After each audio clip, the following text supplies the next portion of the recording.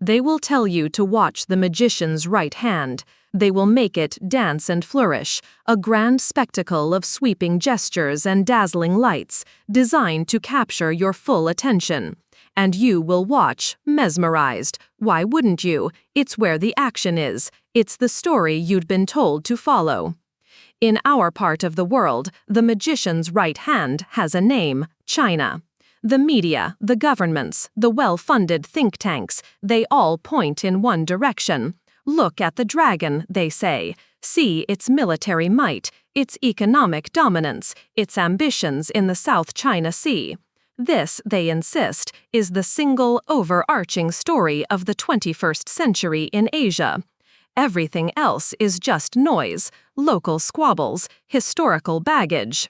They want you to believe that. They need you to believe that.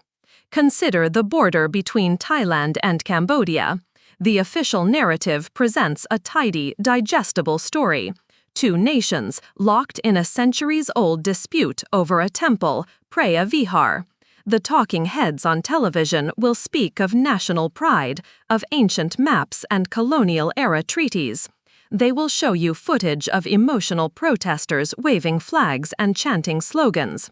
They will frame it as a regrettable but understandable flare-up of nationalism, a domestic political issue for governments in Bangkok and Phnom Penh.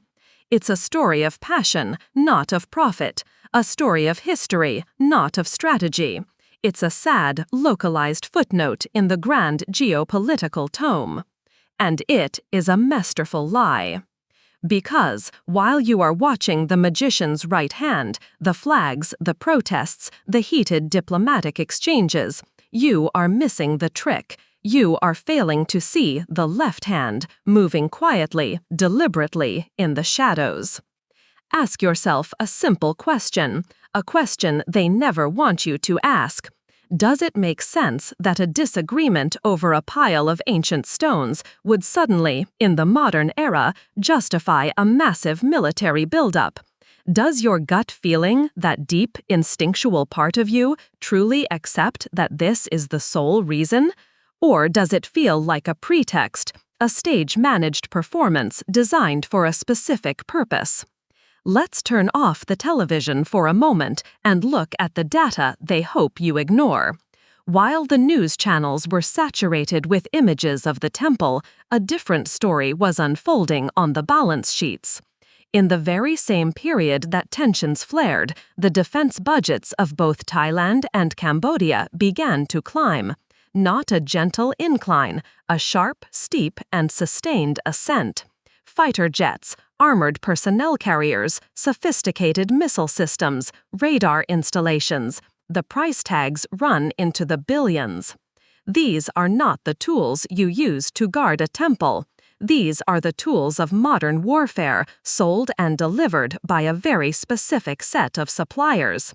This is not a coincidence. It is a business model. You see, the small, contained fire at the border is not the real story. It is the advertisement. It is the sales pitch, written in the language of fear and patriotism. It creates the demand. It provides the political cover for generals and politicians to sign contracts that enrich themselves and their foreign partners.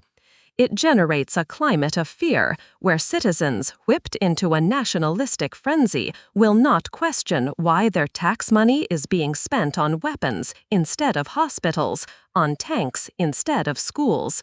They will cheer for it.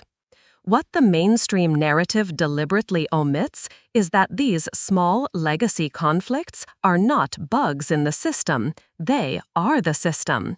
They are meticulously maintained, carefully tended embers, ready to be fanned into a blaze whenever a new budget needs justifying or a new weapons platform needs a market. The architects of this system are not on the ground, wearing uniforms. They are in boardrooms in Washington, London, and Brussels. They are in the hushed offices of global investment banks that finance these defense contractors. They are the authors of policy papers in Georgetown think tanks who write about the urgent need for military modernization in Southeast Asia. They are the playwrights of chaos, and they have no flag. Their only allegiance is to profit. The all-consuming focus on the China threat is their greatest tool. It's the perfect misdirection. It's the grand roaring fire they've set in the distance so you don't notice them slipping into your house to steal the silver. It creates a binary worldview. You are either with the West or with China. This false choice forces smaller nations into a corner, making them dependent clients for security, for weapons, for a place under a superpower's protective umbrella. It ensures that any attempt at regional unity, any vision of an ASEAN that stands on its own 2 feet, is crippled from the start. How can you build a strong, unified bloc when your members are being actively encouraged to view each other as imminent threats? You cannot, and that is the entire point. They don't want a stable, prosperous, and independent Southeast Asia that trades and cooperates peacefully. That is their worst-case scenario. A region at peace does not buy billions in weaponry. A region at peace does not need to borrow massive sums for reconstruction. A region at peace is not easily controlled. They need a region perpetually off balance, a collection of nervous neighbors suspicious of one another, each convinced they are one step away from conflict, each convinced that the only solution is to buy more, spend more, arm more. So, when you see the headlines about a border skirmish, a diplomatic protest, or a nationalist rally, I want you to remember the magician. Do not look at the flag-waving right hand. Look for the quiet, methodical movement of the left hand. Look for the signed contracts. Look for the stock prices of the arms manufacturers. Look at the reports from the investment funds. The official story is just the smoke. Thick, emotional, and blinding. If you only look at the smoke, you will never see the fire is being intentionally set. You will miss the entire play. The real question is not whether Thailand or Cambodia owns a temple. The real question is, who is selling tickets to the conflict? Who is writing the script? And most importantly, who gets rich when the blood is shed? In the next chapter, we will stop talking about shadows. We will begin to name the puppeteers. We will pull back the curtain and look directly at the faces of those who profit from perpetual war. The answer may be closer to home than you think. In the last chapter, we stood in the smoke watching the magician's sleight of hand. Now it is time to turn on the lights, stop the performance, and walk backstage. Because the shadows have names. The stage managers have faces. They are not hiding. They are operating in plain sight, protected by the sheer audacity of their enterprise and the complexity they have woven around it. They call themselves different things: defense contractors, investment banks, geopolitical consultants. But let's call them what they are: the architects of chaos. First, meet the engine of the machine, the military-industrial complex. This is not a vague boogeyman from an old presidential speech. It is a tangible, global network of corporations like Lockheed Martin, Raytheon, and BAE Systems. The story they tell you is one of patriotism and protection. They are simply, they claim, responding to the security needs of sovereign nations. A noble, reactive service. That is a lie.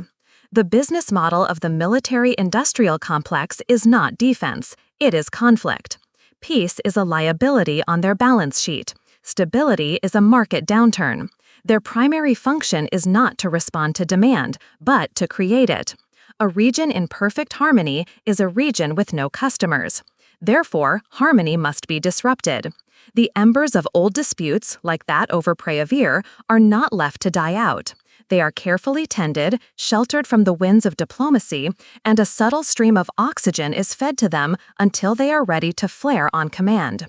A border skirmish, a diplomatic insult, a manufactured crisis, these are not problems for them. They are brochures.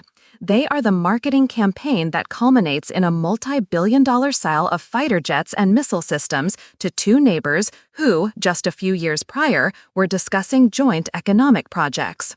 But this engine needs fuel. The gears of war are expensive. And this is where the second architect enters, the global financial syndicate. We are talking about the titans of Wall Street and the City of London. BlackRock, Vanguard, the great investment banks. They present themselves as neutral arbiters of capital, dispassionately seeking returns for their clients. It is a more sophisticated and perhaps more sinister lie. These are not passive investors. They are the primary shareholders of the military-industrial complex.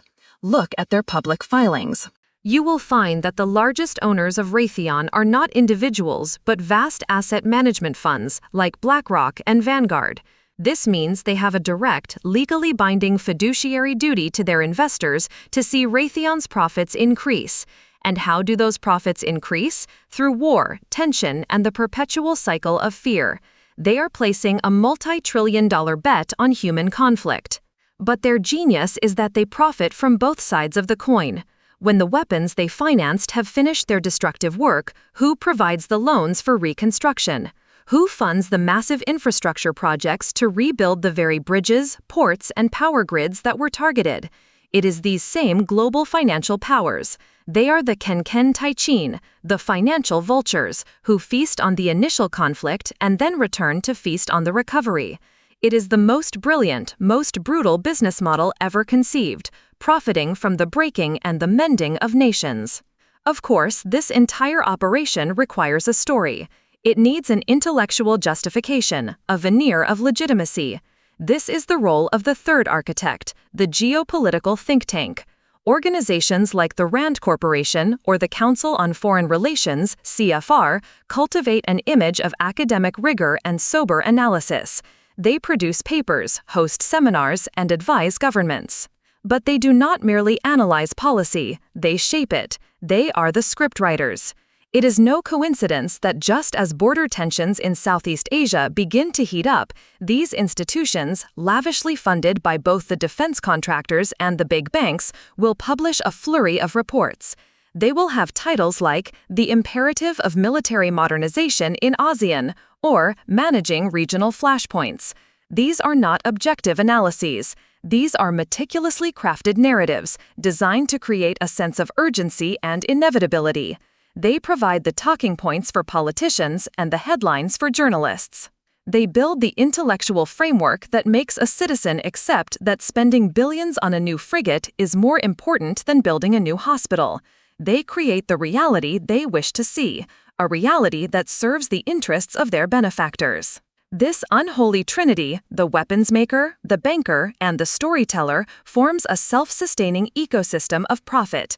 It is a great beast, a global hydra, with its tentacles reaching into every corner of power. The weapons contractor creates the tools of conflict. The think tank creates the reason for conflict. The bank finances both the tools and the reason, and then collects the dividends from the resulting chaos.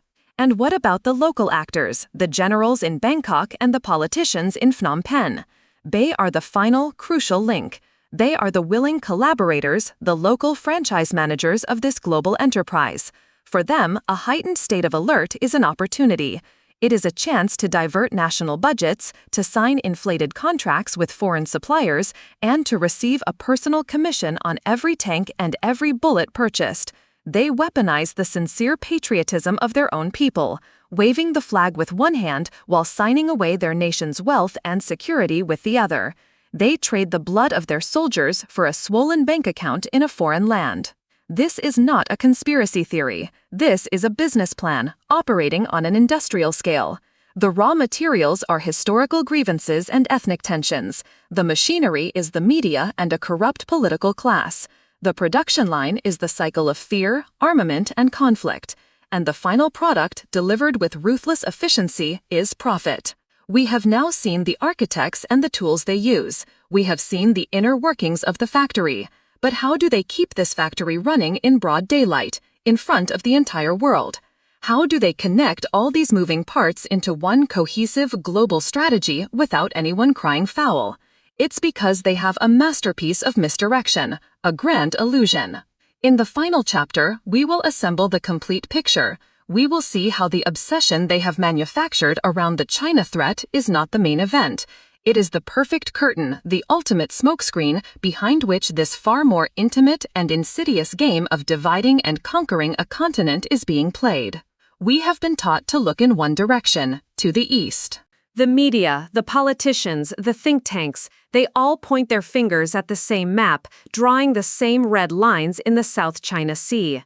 They have built an entire theater around this single narrative, a grand spectacle of a rising dragon and a nervous world. They want you to believe this is the only game in town. But it has always been a misdirection, a masterpiece of distraction. Because while you are watching the show on the main stage, the real work is being done in the wings, in the quiet borderlands, in the hushed corridors of power in Bangkok, Phnom Penh, and beyond. The China threat is not the play, it is the curtain.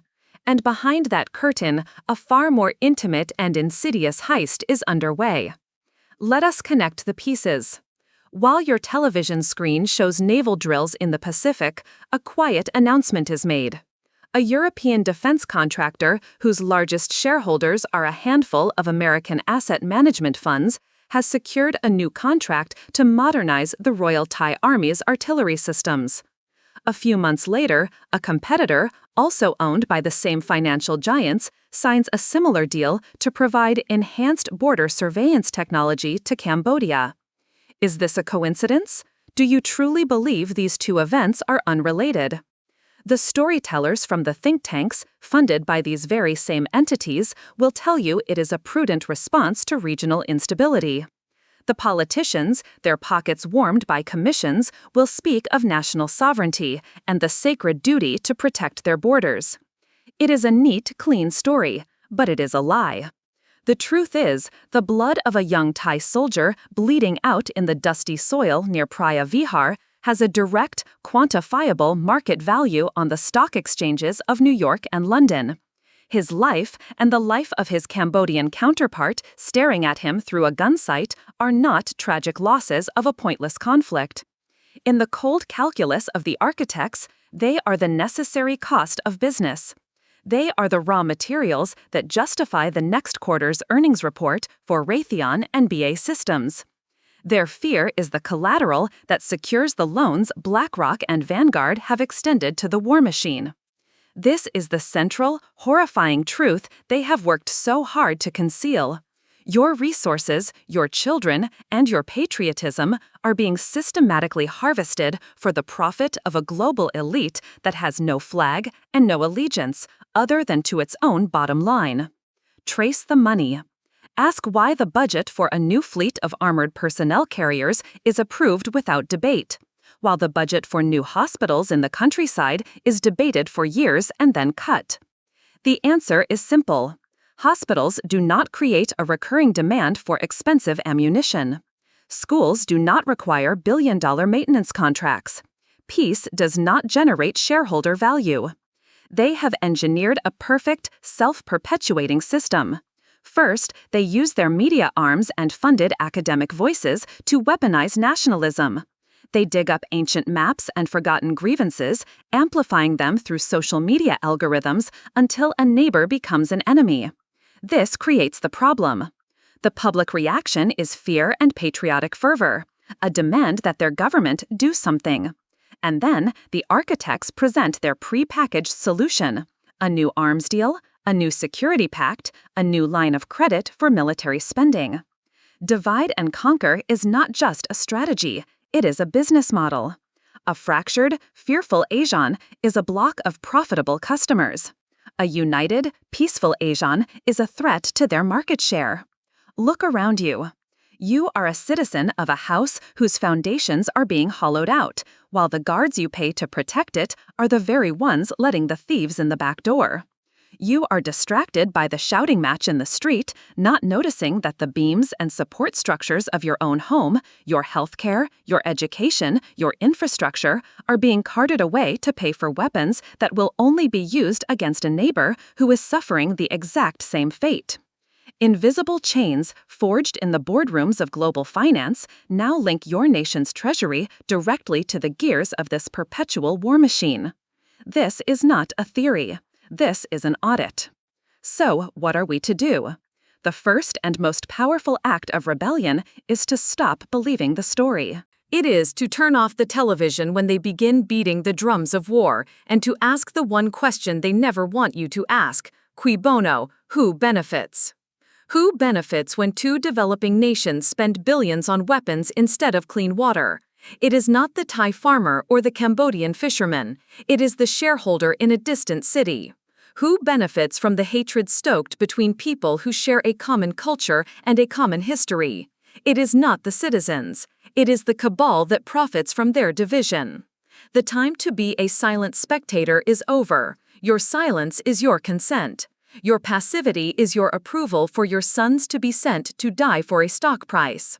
Your unquestioning patriotism is the fuel for their furnace. It is time to wake up. Question your leaders. Demand transparency for every single defense contract. Use the internet not for distraction but for investigation. Share this information with your friends, your family, your community. Translate it, discuss it. Vaik tran những kẻ buôn chiến tranh. They rely on your ignorance and your emotional reactions. Counter them with facts and cold, hard clarity. This is not about being anti-military or unpatriotic. This is about reclaiming the very definition of national security. True security is a hospital bed, a well-funded school, and a peaceful border. It is not a shiny new missile system purchased on credit from the same people actively working to ensure you'll need to use it. And if you believe this intricate web of control stops at military hardware, you have only seen the first layer of the illusion. The architects of chaos are far more sophisticated than that. Do you really think the swarm of non-governmental organizations and democracy promotion funds that suddenly appear during times of political change are organic movements of the people? In the next chapter, we will pull back the curtain on the vanguard of soft power.